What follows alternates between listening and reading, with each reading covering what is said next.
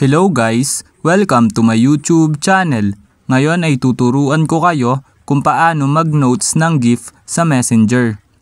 Una, pindutin lang ang ating Messenger app.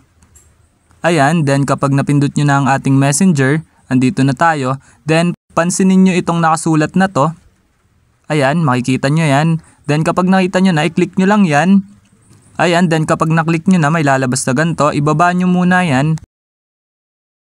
Then kapag nababa na natin, ayan, may mapapansin naman kayo dito na GIF, which is eto siya. Ayan, makikita nyo dito siya sa baba ng notes, music at GIF. So makikita nyo, bagong update kasi ang Messenger, i-click nyo lang yung GIF. Then ayan, maraming lalabas dito na GIF.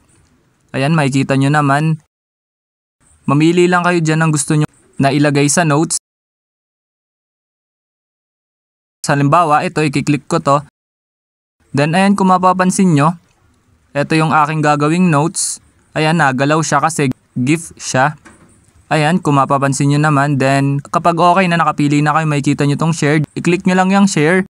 Then ayan, kung mapapansin nyo, pansinin nyo itong aking notes. Ayan, nagalaw yung aking notes kasi GIF yun. Ayan, nagalaw siya. Ayun, ganun lang na mga dali mag-notes ng GIF dito sa Messenger app. Ayun lang. Thanks for watching. Subscribe me for more videos like this. Thank you.